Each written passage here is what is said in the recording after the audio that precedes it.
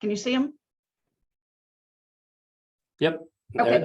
They're great. Okay, perfect. All right, so let's get started. So I'm going to talk about a 2-year journey that I've been on at Clayton State, and hopefully you will be able to have takeaways of things you can actually implement in your classroom.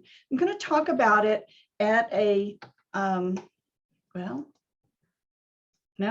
we go. I'm going to talk about it at a high level, at the university level, take it down to the College of Business, and then take it down to the classroom. So I'm going to talk about having high impact practices. And this is something that the University System of Georgia, for all 26 institutions, it's driving to have this implemented. So we're going to talk about that, going to define what a high impact practice is or what they are.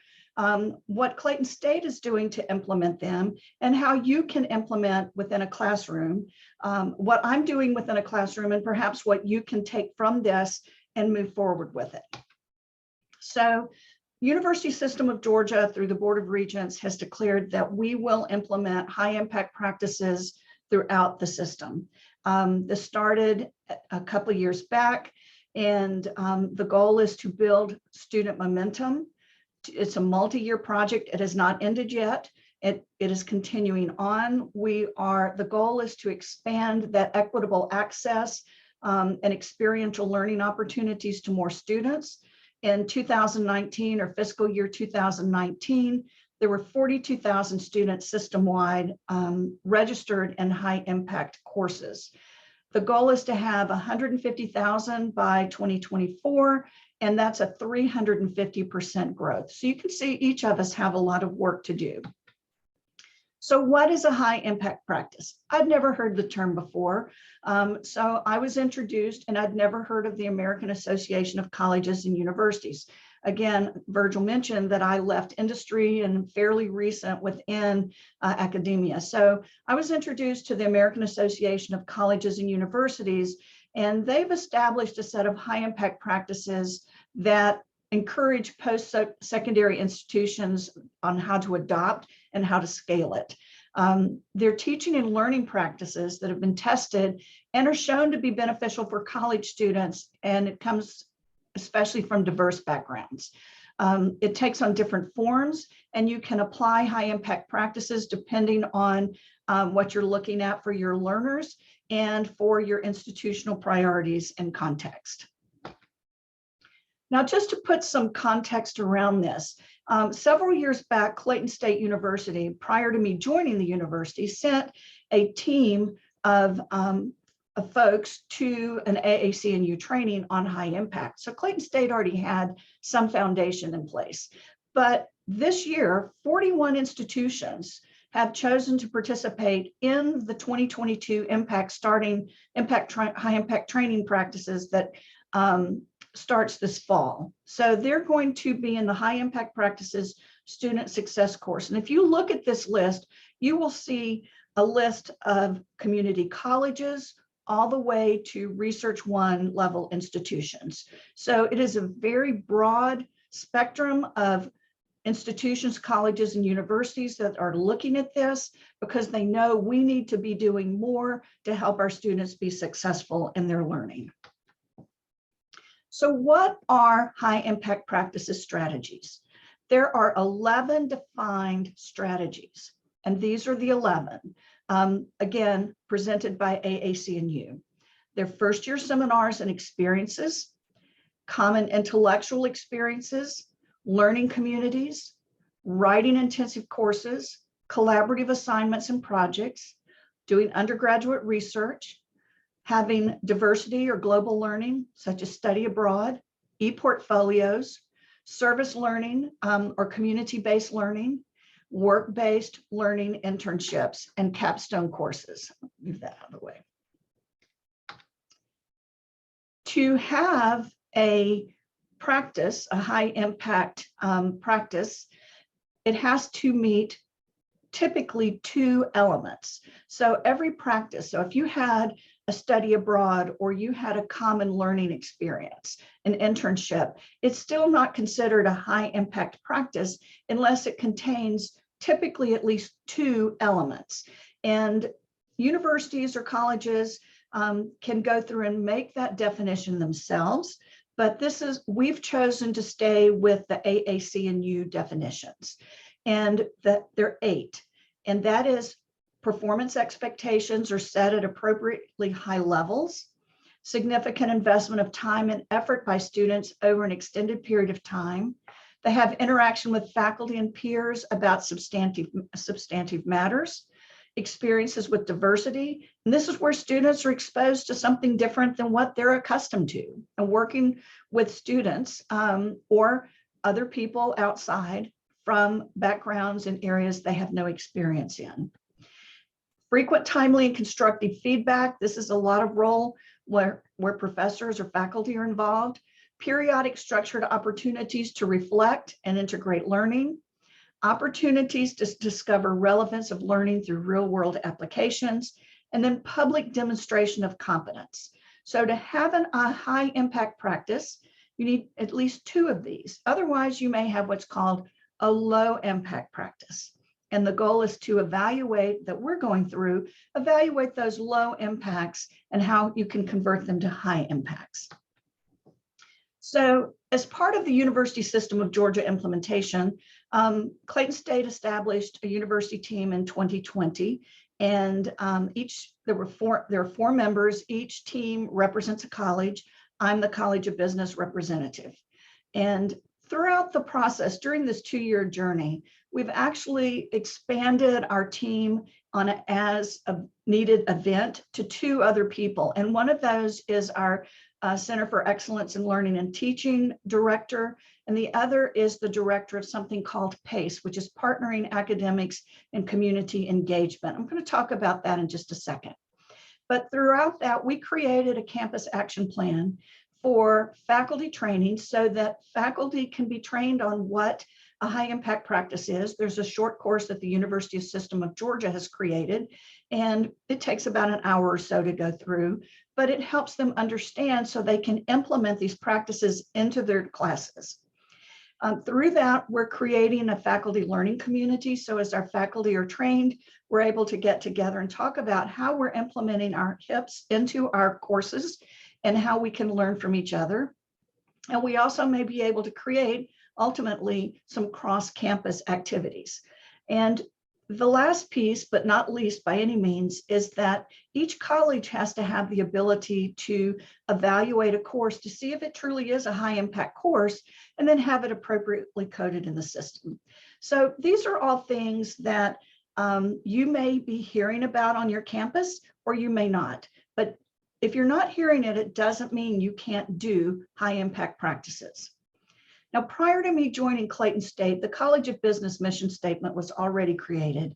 And I keep referring back to this. If you've heard me speak before, I keep referring back to our College of Business statement because it is to develop business professionals through impactful engagement, career-focused curricula, and dedicated faculty, staff, and strategic partners. So for us to have high impact practices, it fits right into our mission statement. So why HIPs? Really, yes, we're being told you're going to do HIPs, but why? Why would you, if you're not being told, why would you want to do it? Well, here's some things. First of all, it helps students develop essential workplace skills. If you have students, like I have students, they're missing some soft skills. It helps them develop those skills, and those skills, of course, transfer to multiple settings. The skills include communication, problem solving, and critical thinking. And especially in today's world where enrollment is declining, it can provide a competitive edge. So how did I get engaged at the class level? Well, I am an active Rotarian in a local Rotary club. I've been in Rotary International for 20 years.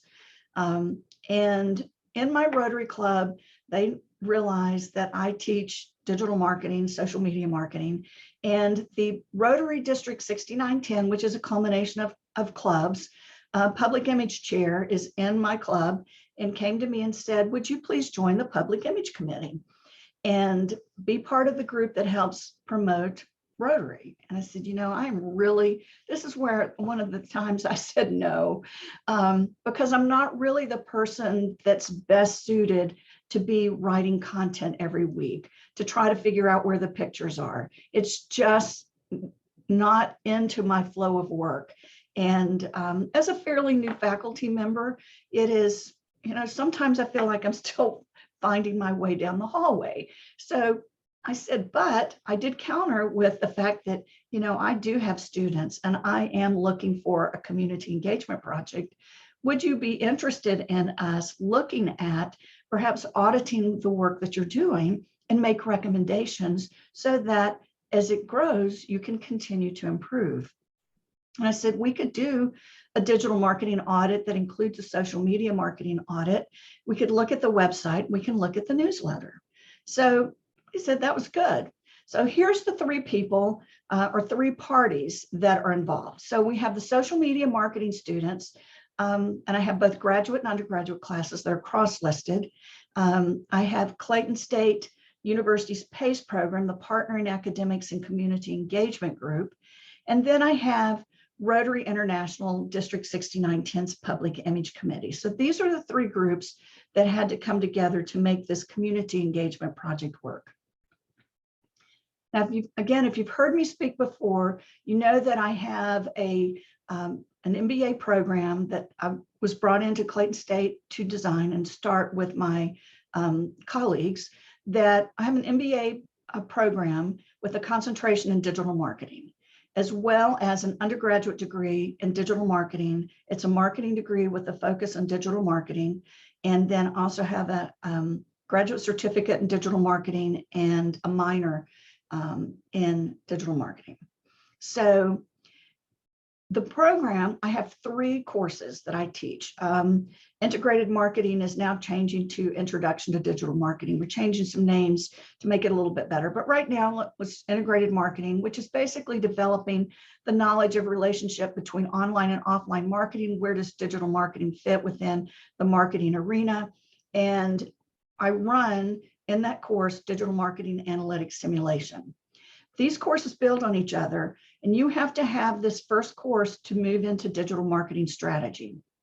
And that's where we really get into true digital marketing theory, the KPIs, working all the way through, everything that you need to start, assuming they know nothing, and moving forward. So in that course, I run Mimic Pro Simulation. And again, the third course is where this project took place is social media marketing. And this is specializing in social media marketing. I do use the Mimic social simulation, and we did a community consulting project. So we ran both the simulation and the project during the course. And for the courses, just for your information, they're asynchronous online. I never see the students. So in spring of 2021, the first year we did this, asynchronous online. On top of that, it's an 8-week accelerated format. At the graduate level, I had 18 students. At the undergraduate, I had 7 students, excuse me, and again, ran Mimic social simulation. So the number of students is not too large. Of course, I am teaching other classes at the same time that have higher numbers in them, but it's not too large to manage because it's a very intense process to manage community engagement courses for anyone that's ever done it before. Then in spring of 22, we were invited back. So the next group, the next round of courses, again, still asynchronous online, 8-week accelerated format versus 16 weeks. Social media, 19 students at graduate and 10 students at the undergraduate. We grew a little bit, and then still running Mimic Social. So that's the Clayton State side of it. Now, who's our project? Who's our client? So if you don't know what Rotary International is, Rotary is the world's first and largest service organization. It is global. There are 1.2 million Rotarians in more than 200 countries. By the way, I just met with one of the Rotary clubs in Kiev, Ukraine. They are still actively meeting, and we're working through community service with them. Rotarians, the initial Rotary founders were C-suite. They were business owners. But Rotarians in today's world are community and business leaders. The four-way test is over here on the side. You can see it. And that's considered Rotary's ethical compass because is it the truth? Is it fair to all concerned? Will it build goodwill and better friendships? Will it be beneficial to all concerned? This is repeated at every Rotary meeting. And one of Rotary's major projects is ending polio globally, both by membership involvement as well as funds working with multiple foundations in the World Health Organization. It's now down to 2 countries, and Rotary has been involved all the way along. So locally, Brandy Swanson was our public image chair for 2020, 2021. And she said, look, we really just don't have time or the resources because Rotary is volunteers. This is not paid staff. Public image is not a paid staff process. It's volunteers that said, yeah, I'll help. They're the ones that didn't say no. Yeah, I'll help. And so they don't have the time or the resources to do those self-checks, to see if there's a success going on, if the work they're doing is headed in the right direction. And the local district is made up of 71 Rotary clubs. So it's not a small, with 3,300 members, it's not a small entity. And the geography is basically the top third of the state of Georgia.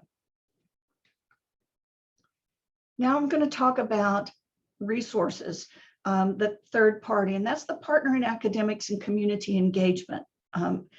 It's a one-person program. There's a director within the university that is a faculty member. So she teaches courses, and this is what her program is as part of her committee work. She runs the partner in academics and community engagement. And this is a critical role. I've done community engagement without this level of support, and I love having the support. But regardless whether you have a group in your university or not, these are all areas you need to be clear about when you're working community engagements. In this case, our partnering, this is an example of the level of support, letter of intent support that's provided by PACE. So we have a letter of intent profile letter that's provided to us, and we send it to the client so that we make agreements on the collaboration. In addition to that, they help with the memorandum of understanding, so we know exactly what their role is, our role is, and Clayton State's role.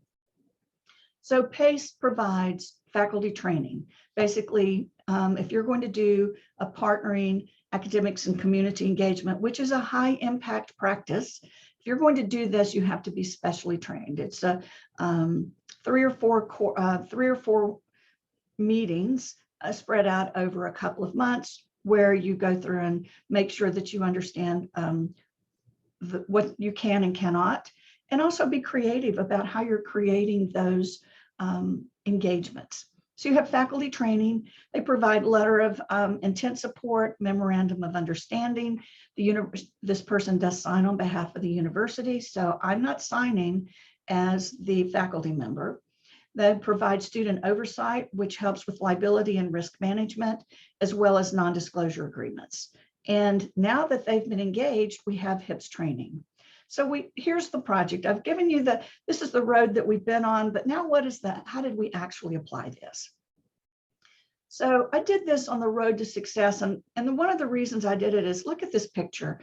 If you look at this interstate, that's exactly how the students feel when they're getting started for the first time in a community engagement. Everything that they're doing is been safe.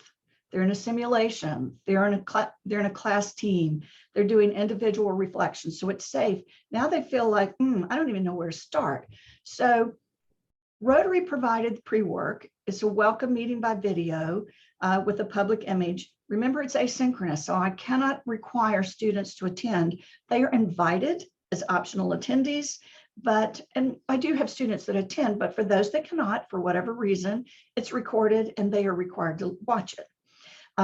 Then they're provided introduction to Rotary International material. So they're getting that engagement. They're trying to understand their client. The Rotary District 6910 strategic plan the current digital marketing analytics, website name links, social media platforms, content calendar, newsletters, all the things you need to do to be able to do these types of audits. And they're provided that pre-work, and then they're told to go create an action plan. And this is where the jumble, and it becomes very quiet. So as part of the faculty role is I have to sit there and say, okay, where are you? Come see. And part of their process is they are required to meet with me. They're doing this in teams, and typically it's 3 or 4 people, and I had 7 teams that they do this as a team project, and a member of the team must meet with me weekly. It can be a different team member, but every week I have to have an update to make it easy on folks. And I think we do learn from each other. I'll hold a meeting, say on a Monday evening for an hour, and invite whoever to come in, and they'll present about their project, where they're at, and they'll learn from each other. But for those that don't, again, that is recorded, but I still hold those individual meetings so that we can try to straighten this jumble out and help them feel confident. And this is what's really great about these community engagement projects, is because they now are taking that first step while it's still in the classroom versus it being outside in their first job and having that panic moment. So what did we do? Digital marketing audit. We looked at their social media platforms, a SWOT analysis for everything. We did branding reviews because Rotary International is clear on its logos and the use and the branding, as well as the district having its own branding. Really getting them to apply the KPIs in their analytics. They looked at email marketing, newsletter marketing, website analysis. And this year, different from the prior year, we added a Rotary communication survey. Myself and another faculty member created a survey where we asked the district, what do you want for your social media? What type of communication do you want? And so they were able to not just have this secondary type of documents, but they had a live, something that had happened within 30 days communication survey to look at. So if you look at it, this is how it was split. The undergraduate did not have as much of a requirement as the MBA. They only did 2 of the social media platforms versus all platforms. So it was a reduced requirement on the undergraduate if you wanted to know how those 2 worked. So what was the recommendation? What was the fallout of this? We had SWOT analysis. They gave recommendations on the KPIs to track. So some weren't being tracked that should be, and others, so that you could have that history. Website recommendations. They came up with keywords and SEO, branding, really hit the functionality design, broken links that were there, recommended newsletter redesign, and analyzed each of the platforms. And using consistent hashtags, we realized there was no call to action. There really wasn't a consistent use around hashtag use. So there was a lot of work with that. And all of this was compared to what the members were saying that they wanted. And so it really brought a lot more validity back to the organization. So what does this mean? Because we've talked about, again, I haven't pulled this into the hips yet, but we want to talk about the learning experience, because these were very high impact practices. And we did a post-project survey. It was anonymous, and each student did respond to this. So we had, we did it anonymous, but we were able to track the name as a log-on survey afterwards. So on a Likert scale of 1 to 7, the project was a valuable learning experience at 6.03. When working on the social media audit project, I tried to connect the project with what I already know. So now we're looking for that deeper knowledge, that critical thinking, 6.57. Helped me adapt to new situations. Remember, that's an element of high impact practices, 6.24. Social media helped me to understand the integration of marketing functions, deeper knowledge, 6.14. Social media audit project helped me think analytically and critically. Again, what we're looking for is that deeper learning, 6.31. None of these went below 6. So we feel that we got great answers there. informally, at the end of every course, I ask a couple of questions, and they are, what did we study that we shouldn't have studied? Because it's a full course. It is full, jam-packed 8 weeks. What is it that we shouldn't have studied? What did we study that we shouldn't have, and what didn't we study that we should have? And one along with this is, what is your biggest learning? The social media audit, biggest learning, understanding content calendars, student simulation, not to be afraid of new tools, building a strategy, what are the best social media channels for reaching the marketing goals, how to build a better brand, how to promote content efficiently and effectively to the right audiences. Totally underestimated the workload and science to social media. And social media is more profound than the average person knows. So as a faculty member, I feel good about these learnings that were coming out, but we also asked more questions. What was your course favorite?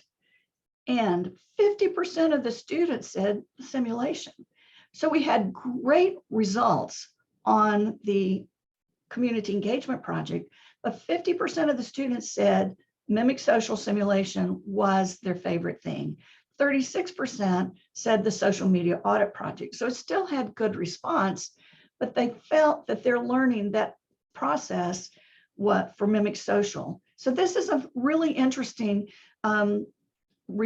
response, because as faculty, we always are balancing, do we do simulations or community engagement? And here's a course where they ran side by side. So there's more information for me to dig through on that, and I look forward to that as a future paper. Another was that they received industry certifications, and so that was a big piece. Okay, so what did we really do in this course? What were the HIPS elements? So we set performance expectations set at appropriately high levels. I have to tell you that I actually said, you will not fail. And that's why I had those weekly meetings, because it was an outward piece for the community engagement project. And so, yes, there was a lot of significant time and high expectations set. That it was a significant investment of time and effort by students over an extended period of time. An 8-week class, about 6 weeks of it was the community engagement, and about 6 weeks of it, starting earlier, was the simulation. They did have experiences with diversity, and that they learned they were working in areas that they were not accustomed to. Frequent, timely, and constructive feedback. This came in 2 different ways. One, that weekly meeting that I had with each of the student teams, as well as in the simulation. My students do not run the simulation and just run it. They have reflections that they must, and that also goes into number 5. They have reflections that they must provide on a weekly basis, and feedback from me is actually provided at the same time. So they provide reflections, and I provide typically coaching comments back. So we have that ongoing throughout that entire 6-week period that they're running the simulation. Opportunities to discover relevance of learning through real-world applications, and then public demonstration of competence. So that can take place a couple of different ways, which it did in this course, and that they had to, their final report out was a video report with a PowerPoint, with the video going potentially to the Rotary Public Image Committee for viewing, as well as there is a final presentation that they had to do based on their e-portfolio. And I'll talk about that in just a second. And I know we're running close on time, so I'm going to wrap this up. But the HIPs that were included in this course were that they did collaborative assignments and projects. They did service learning, community-based learning, e-portfolios, and this was also, in essence, a capstone project. Now, capstone projects tend to be in the major last course, but for this, because it is a cumulative process, you had to take the other 2 courses prior to this and this course required you to use learning from all 3 courses, it is able to be counted as a capstone project. I want to go back and talk about e-portfolios. At the end of 2021, and I had students graduating, going out into the market, and they were talking to me about they're trying to apply for a job and, different things that came up. And I said, you are really applying low. You need to get out there. You have the skill sets to apply for more impactful positions. And so my students are non-traditional, greater than 80% are minorities. Many are non-traditional students that they either didn't graduate high school, they have a GED, they didn't start college when they first graduated high school, or they came and they've left for a couple of years. Most are, many have families and they work full time. So they have all of these things going on and they're just trying to get their degree, but they don't know how to apply that they don't know how to apply their degree out to the real world. And e-portfolios help bridge that gap. So all of those industry certifications, the projects that they've done, all of this can now be put in an e-portfolio, because I had students that didn't realize that when they were interviewing, they were being looked at. Did they have those industry certifications? Did they have Google Analytics? And so now those e-portfolios are giving them that leap to cross the road from where they're not succeeding to where they're going out and getting very good jobs, but they didn't know how to present themselves. And that again is one of the high impact practices. So I explained to them that it's a hard course. It is loaded. It's like a fast roller coaster, buckle up because we're going, but when it's finished, it is a great result. And my students do believe that. And I do get that feedback on a regular basis. So what can you do? And how can this impact you? What about student engagement? Is there a way that you can leverage a high impact practice to better engage your students? And that can lead to increased student learning.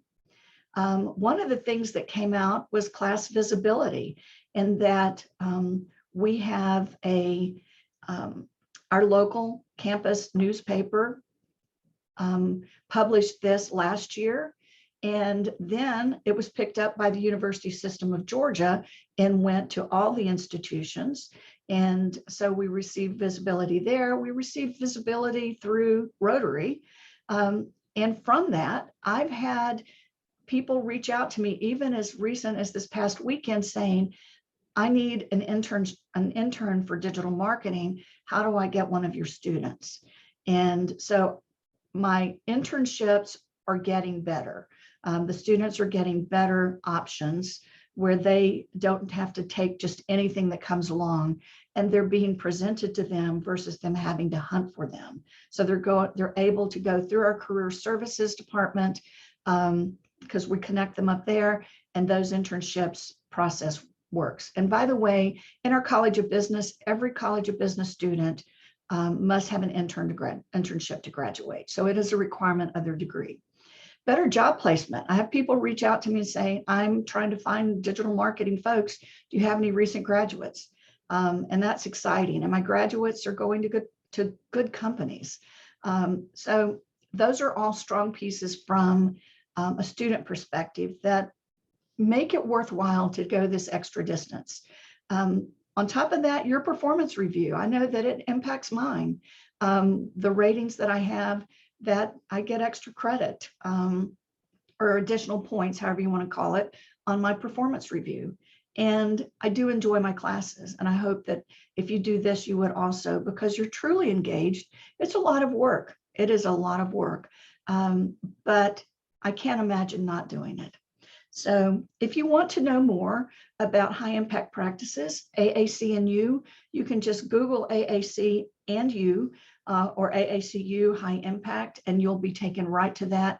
And along with that, you'll have other universities that have been doing research and publications that will pop up at the same time. And so for that, I hope that you have a road to success. I will tell you that, again, remember I said asynchronous online.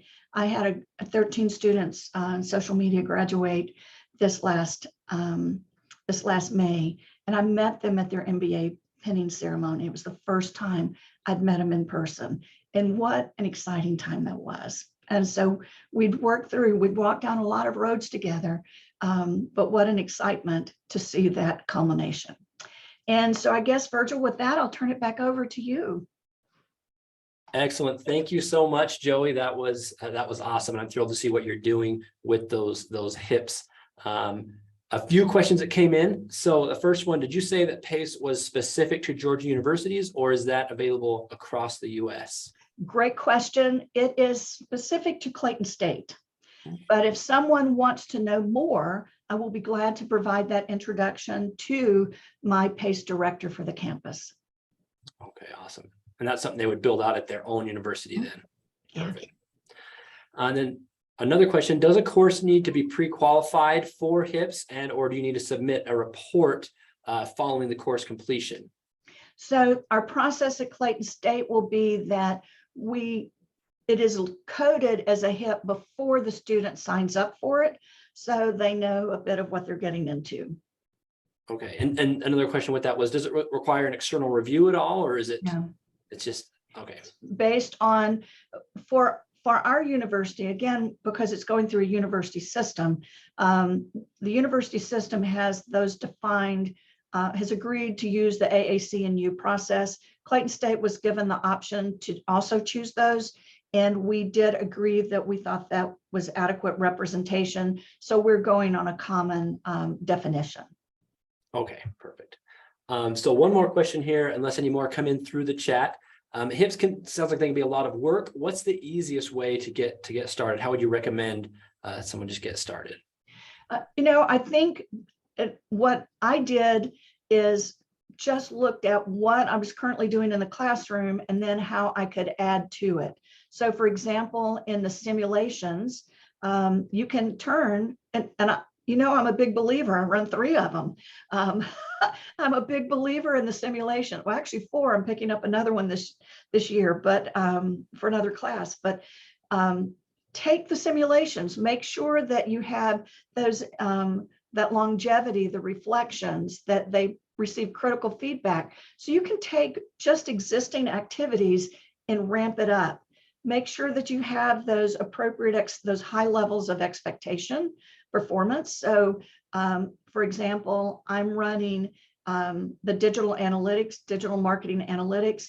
And in the first, where you're doing A/B testing, there's 12 trials. I have people that run 4. And I said, I'm sorry, you didn't complete the assignment. And so now we're setting the expectations of this isn't something that you're just looking at and then dashing on down the street. So what are the expectations, setting those performance, and make sure that it's a learning performance. Yeah, awesome. Does that make sense? Yeah, definitely. It makes sense. I mean, hopefully it makes sense to everyone. I don't think any more questions came in. So Thank you so much, Joey. We appreciate your expertise and all that you do for education and for Stukent. Oh, well, thank you. And I want to thank Stukent. This is my 4th ProfCon, I guess. And so thrilled that Stukent has continued to do these annually, and having it virtual, we're now able to get everybody together versus, folks trying to travel in the summer. So thank you so much for everything. And I'll see everybody later. Yes. Thank you. We'll see you up in our next